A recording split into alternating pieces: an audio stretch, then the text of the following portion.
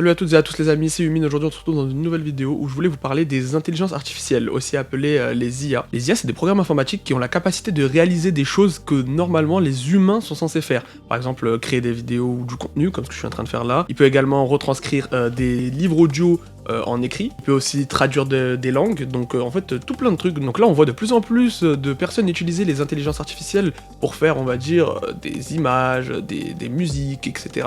Les intelligences artificielles font vraiment tout de nos jours en 2023 et en plus de ça c'est que le début, donc à voir ce qu'ils nous réserve dans le futur. L'une des intelligences artificielles qui est le plus utilisée aujourd'hui c'est ChatGPT. Vous avez sûrement dû en entendre parler, elle a été utilisée par des millions et des millions de personnes pour faire plein de trucs. Ça a été développé par OpenAI et cette intelligence artificielle a des capacités incroyables, donc elle peut tenir des discussions, elle peut vraiment, peu importe ce que vous lui demandez, elle peut réaliser toutes les tâches possibles. Comme vous le savez ou non, je suis un grand passionné de cinéma, et cette vidéo n'aurait aucun intérêt à être faite si je devais simplement lire ce qu'une intelligence artificielle a décidé de me rédiger comme scénario. C'est pourquoi, aujourd'hui on va mélanger ma passion qui est le cinéma à cette intelligence artificielle, donc on va lui demander de nous écrire 3 films différents. Un film d'action, un film dramatique avec pour sentiment l'amour et la tristesse, et un film d'horreur. Parmi ces 3 films-là, je vais vous demander de voter dans les commentaires, mais également sur Instagram, pour votre film préféré. Enfin, le scénario qu'il vous aura écrit, votre préféré quoi. Et l'histoire qui aura reçu le plus de votes, donc votre préféré, votre favori, sera réalisé à mes soins dans un court-métrage que je sortirai également sur YouTube. Donc voilà, maintenant tout de suite on s'attaque à ChatGPT. Du coup les amis, là on se retrouve sur ChatGPT. On va commencer par le film d'action, donc on va lui dire bonjour. Déjà, on va commencer par être poli, hein, on va lui dire bonjour. Comment tu peux nous aider? J'aimerais que tu nous écris.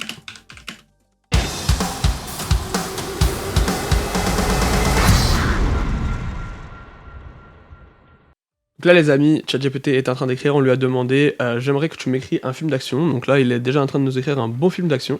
Là il vient juste de terminer, ok, donc on découvre la totalité du film d'action, donc je vais vous la lire et on va imager tout ça. Déjà le titre c'est Code Rouge. L'histoire se déroule dans une grande métropole où le groupe de hackers notoires connu sous le nom de Code Rouge commet une cyberattaque destructrice. Les attaques paralysent les infrastructures de la ville, créant un chaos total. Les systèmes de transport en commun sont hors service, les hôpitaux sont perturbés, les banques sont attaquées et les données sensibles sont volées. La ville est plongée dans l'anarchie et les autorités sont dépassées. Le gouvernement fait appel à Alex, un ancien agent d'élite des forces spéciales qui a une expertise en cybersécurité. Alex est un homme d'action habitué aux missions périlleuses et accepte de relever le défi de traquer les membres de Code Rouge et de les arrêter. Il assemble une équipe de spécialistes comprenant un expert en informatique, une analyste en données, un ancien pirate informatique repenti et une agente des forces de l'ordre. Alors qu'il s'attaque aux membres du Code Rouge à travers la ville, Alex et son équipe se retrouvent confrontés à de nombreux obstacles. Les membres de Code Rouge sont bien organisés et utilisent des techniques de piratage sophistiquées et semblent toujours avoir une longueur d'avance. Alex découvre également que les motivations du groupe sont bien plus complexes qu'il ne pensait initialement, et que les enjeux sont plus élevés qu'il ne l'imaginait. Au fur et à mesure que l'équipe d'Alex s'approche de la vérité derrière Code Rouge,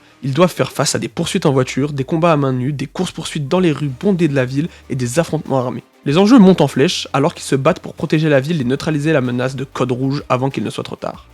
Du coup les amis, dites-moi ce que vous pensez de cette première histoire, donc une petite histoire d'action comme ça. Vous me dites ce que vous en pensez en commentaire, est-ce que pour vous, pour le moment, elle vous plaît, et est-ce que ce sera votre favorite? Très bien, maintenant du coup on se remet sur ChatGPT. Déjà on va lui dire merci pour l'histoire qu'il vient de nous écrire. Hop. Et d'ailleurs j'aimerais vous dire aussi à vous merci si vous vous abonnez et que vous lâchez votre petit pouce bleu, ça fait toujours plaisir. Du coup maintenant on va lui demander de nous écrire un film dramatique avec pour sentiment l'amour et la tristesse. Donc on veut une petite histoire d'amour et bien évidemment de la tristesse, on veut faire ressentir des émotions. L'histoire se déroule dans une petite ville côtière où 2 personnes, Sarah et David, se rencontrent par hasard lors d'une journée pluvieuse. Sarah, une jeune femme douce et rêveuse, travaille comme libraire et trouve du réconfort dans les livres. David, un homme solitaire et taciturne, est un artiste talentueux en quête d'inspiration. Malgré leurs différences, Sarah et David se rapprochent rapidement et découvrent qu'ils partagent une passion commune pour la poésie. Ils passent du temps ensemble, se confiant mutuellement sur leurs rêves, leurs espoirs et leurs peurs les plus profondes. Leur relation évolue doucement, passant d'une amitié naissante à un amour profond et sincère. Cependant, les épreuves ne tardent pas à frapper. Sarah révèle qu'elle est atteinte d'une maladie incurable et que son temps est compté. Les 2 amoureux sont dévastés mais décident de vivre pleinement leur amour malgré la tragédie qui les attend. Ils s'engagent dans un voyage émotionnel intense rempli de moments de joie, de passion, mais aussi de tristesse et de désespoir. Alors que Sarah se bat contre sa maladie, David se consacre entièrement à elle en utilisant son art comme un moyen d'exprimer son amour et sa douleur. Sarah de son côté trouve la force de vivre chaque jour avec intensité, profitant de chaque instant précieux avec David. Leur amour pousse à repousser les limites, à se battre contre l'inévitable et à trouver la beauté dans l'éphémère. Cependant, à mesure que la santé de Sarah se détériore, leur relation est mise à rude épreuve. Les défis émotionnels et physiques deviennent de plus en plus insoutenables et Sarah et David sont confrontés à des décisions déchirantes. Ils doivent trouver un équilibre entre l'amour qu'ils partagent et les réalités de la vie. Accepter l'inacceptable et apprendre à dire au revoir. Waouh! Les amis, cette histoire-là, elle est vraiment très très belle. Je n'ai pas envie de vous influencer sur votre choix, hein, bien évidemment, c'est selon vous, vous allez voter pour votre histoire préférée. Moi, personnellement, cette histoire-là, elle est vraiment très belle. On voit bien les émotions, même à travers une écriture. Donc, franchement, celle-là, déjà, pour moi, je l'aime bien. Je la mets dans mes favorites. Du coup, maintenant, les amis, on s'attaque directement à la troisième et dernière histoire, donc l'histoire d'horreur.